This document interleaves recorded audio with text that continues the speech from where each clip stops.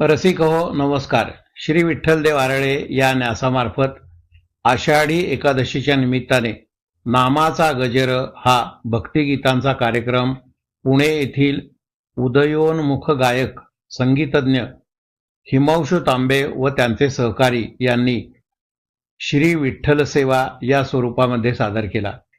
या सुश्राव्य कार्यक्रमाला भक्त आणि श्रोत्यांचा उदंड प्रतिसाद मिळाला. या कार्यक्रमातील भक्तिगीतांचा आपणालाही आनंद घेता यावा म्हणून काही भागामध्ये नामाचा गजर यातील काही गीते मी सादर करीत आहे. त्या उत्तम निवेदक आहेत आणि आपल्या विनंतीला मान देऊन इथे आलेले आहेत आणि प्रस्तावनेला मी सुरुवात करतोय.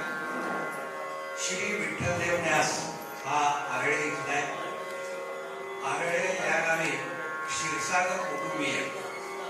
क्षीरसागरांचा इतिहास हा छत्रपती शिवाजी महाराजांच्या पासून आहे आणि ज्या वेळेला संभाजी महाराजांना पकडलं होतं आणि त्यांचा कुटुंब काबीला घेऊन या असं मोगल सैनिकांना सांगितलं होतं आणि त्यावेळी येसूबाईंना ज्या वेळेला घेऊन चाललेले होते तेव्हा क्षीरसागर यांचे पूर्वज, त्यांचं नाव शेट्याजी क्षीरसागर, ते मस्त घालत होते आणि येसूबाईंना ज्या वेळेला न्यायला लागले त्यावेळेस त्यांनी आपला जो घोडा होता तो त्या मोगल सैन्यावर फेकला आणि त्यांच्याशी युद्ध केलं किंवा त्यांनी काही 2-4 जण मारले वगैरे तेही धारातीर्थी पडले आणि संभाजींच्या पत्नी येसूबाई या माहिती असतील आपल्याला तर काही वर्ष औरंगजेबाच्या केले त्यामुळे मोगलांच्या, कारण नंतर औरंगजेबही संपला. नंतर त्यांना सातारा आणलेलं होतं. शाहू महाराजांच्या वेळेला हा लहान होते आणि साताराचं नाव म्हणून शाहूनगर किंवा शाहूनगरी असं सुद्धा आहे. हा एक इतिहासाचा एक भाग. नंतर प्रतापसिंह महाराजांच्या काळात सुद्धा मोठं शौर्य त्यांनी दाखवलेलं आहे आणि म्हणून त्यांना आरळ्याच्या आसपासच्या जमिनी इनाम दिल्या आहेत म्हणून क्षीरसागर हे मूळ इनामदार आहे. हा त्याचा भाग. पुढच्या पिढीतले म्हणजे प्रसाद, म्हणजे वडील किंवा मुकुंदराव हे सगळे मिलिटरीत गेलेले आहेत. त्यामुळं विठ्ठल आणि भक्ती आणि शक्ती असा हा संगम या ठिकाणी आपल्याला बघायला मिळतो. तर विठ्ठलदेव न्यासा लहान न्यासा लहान मोठा प्रश्न नाही, परंतु आरळ्यामध्ये एक लहान मंदिर आहे विठ्ठलाचं. कालच तिथं मोठा कार्यक्रम झालेला आहे आणि मागा पण क्षीरसागर कुटुंबियांनी त्यांचं घर आपल्याला बक्षीस दिलेल्या देवस्थानला त्या ठिकाणी भक्त निवास बांधलेला आहे.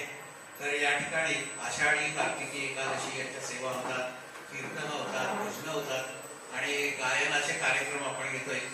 नवोदित गायकांना संधी द्यावी हा न्यासाचा मुख्य हेतू आहे आणि त्यानुसार हिमांशू आपल्या इथं आलेले आहेत आणि त्यांचा आजोळ सातारचा आहे, त्यामुळे हा एक मोठा नातेसंबंध जवळचा आहे हे आपल्याला लक्षात घ्यायला हवं. कालच एकादशी झालेली आहे. चातुर्मासाचा पहिला दिवस म्हणून किंवा दुसरा म्हणायचा असेल तर देवशयनी एकादशी. यावेळेला देव शयन करतात आणि प्रबोधिनी एकादशी म्हणजे कार्तिकीला ते जागे होतात अशी साधारण समजूत आहे. आणि आताच जसा अधिक मास झाला तो पुरुषोत्तम मास, तेव्हा भगवंताचं नामस्मरण या 4 महिन्यात आपण करावं, काही कार्यक्रम करावे हा त्याच्या मागचा हेतू. आणि म्हणून या 4 महिन्यात लग्न होत नाही, म्हणजे लग्नाचे मुहूर्त नसतात. लग्न होत असतील तो भाग वेगळा पण मुहूर्त नसतात असं आपण करूया. असो तर चातुर्मासातला हा पहिला दिवस आहे आणि या ठिकाणी आपण नामाचा गजर हा कार्यक्रम घेतलेला आहे आणि या ठिकाणी तांबे कुटुंबीय आणि त्यांचे साथीदार या ठिकाणी आलेले आहेत आणि त्यांनी आपली सेवा विठ्ठलचरणी अर्पण करण्याचं त्यांनी सुचवलेलं आहे आणि त्यानुसार ते इथं आपला पूर्ण संच घेऊन आलेले आहेत. आणि तांबेंचा उल्लेख करायचा असेल तर झाशीची राणी त्यांचं माहेर तांबे, त्याच्यापेक्षा थोडा वेगळा उल्लेख नाही असं करायचं म्हणजे भारा तांबे ग्वाल्हेरला होते. ही जवळजवळ 1896ची गोष्ट. त्यांनी पहिलं भावगीत दिलेलं आहे ते तांबे. ते गीतकार, गायक, निवेदक, संगीतकार हे सगळे तांबे घराण्याचे. डोळे हे सुजमीगडे हे भारा तांबेंचं गीत केशवराव घोडे घात असत. ज्ञात पहिलं भावगीत आहे भारा तांबेंचं आहे, ते आपण एक लक्षात घेऊ. तो एक मुद्दा. तर तांबे कुटुंबी इथं आलेले आहेत आणि आता थोडं आपण भक्ती संगीताकडे वळतो. ज्या वेळेला साधारण 13वे शतक होतं त्यावेळेला मोगलांची सत्ता म्हणजे यादवांची सत्ता संपली अल्लाउद्दीन खिलजी आणि नंतर मोगलांची सत्ता सुरू झाली, ते एक आक्रमण आणि त्याच्या बरोबरीनं समाजाची दुरी होती. म्हणजे अनेक जातीभेद होते आणि उच्च नीच हे सगळे स्तर होते. यामध्ये ज्ञानेश्वरांना सुद्धा संन्याशाची मुलं म्हणून अनेक त्यांना त्रास सोसावे लागलेले. आणि अशा मध्ये ज्ञानेश्वरांनी गीतेचं भाषांतर करून सामान्य लोकांना गीता कळावी आणि हे एक मोठं काम केलेलं आहे आणि जातीभेद टाळलेला आहे. त्यामुळे ज्ञानेश्वरांचे समकालीन नामदेव आहे, चुकामेळ आहे, बरीच मोठी यादी आहे त्याच्यातली, पण यांनी फार मोठं काम केलेलं आहे. आणि ह्या संतांनी आपल्याला जी काही भजनं दिलेली आहेत, भक्तिगीतं दिलेली आहेत, हरिपाठ आहे, तो अतिशय सुंदर आहे. नादाचा संबंध हा ब्रह्माशी लागतो आणि ज्या वेळेला आपण त्याची साधना म्हणजे भक्ती साधना करतो त्यावेळेला आपण ईश्वराकडे पोचणं असं म्हणायला हरकत नाहीये. आणि म्हणून काही वेळेला नाद ब्रह्म असा त्याच्यामध्ये शब्द आपला घेतला जातो. आणि भक्तिभावानं आपण ज्या वेळेला ही गीतं म्हणतोय किंवा सादर करतोय, ही एक प्रकारे आत्म्यानं परमात्म्याला दिलेली साथ आहे असं मला वाटतं. तर या भक्तिरसात आपण त्याचा आनंद घेऊया. आणि इथं अनेक मान्यवर आलेले आहेत, यांच्या सगळ्यांचे परिचय आपल्याला दिले जातील. समोर प्रद्युम्न क्षीरसागर बसलेले आहेत, तेही गायक आहेत, बारामतीहून आलेले आहेत. म्हणजे बारामतीकरांच्याकडे नीट लक्ष द्यायला हवं. आता जिल्हा पुणे आहे आणि वर सगळे पुणेकर आहेत. आणि मला अजून एक उल्लेख करावा लागेल म्हणजे भावे, दत्तात्रय भावे गुरुवारी आहेत. त्यांनी अनेक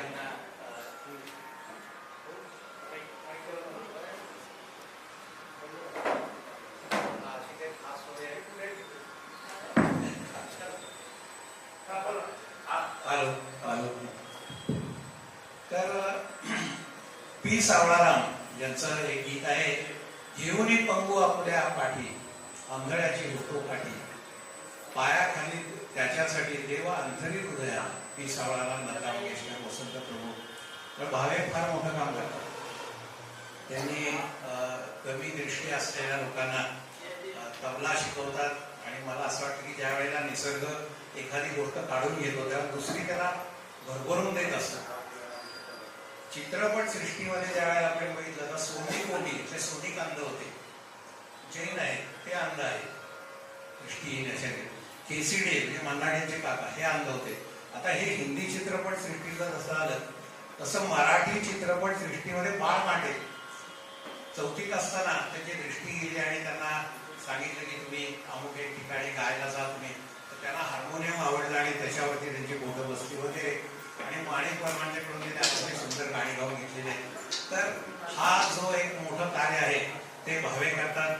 ते तबल्यामध्ये अतिशय माहीर आहेत आणि मला वाटतं ते तबल्यावर थाप ठोकतात पण आपल्या टाळ्यांची थाप आपण आज त्यांच्या पाठीवर असं ह्या काही थोड्याशा गोष्टी.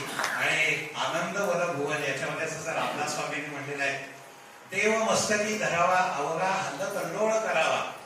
तसं मी आता या सगळ्या चमूला सांगतो की तुम्ही तुमच्या गायनाला सुरुवात करावी. आता त्याच्या आधी परिचय होईल. आणि जसं आपण म्हणतो की तुम्ही स्टेजवर आले, तुम्ही राजा आहे. एक थोडीशी आठवलेली गोष्ट सांगतो. बिरबल बादशाह तानसेन गायला बसला, गाणं झालं. बादशाह बिरबलानं काय चांगलं गायला, कारण चांगलंच गायला तो. म्हणजे याच्यापेक्षा कोण गाणारं नसेल चांगलं. बिरबलांना आहेत गाणारे. बादशाह चकित झाला.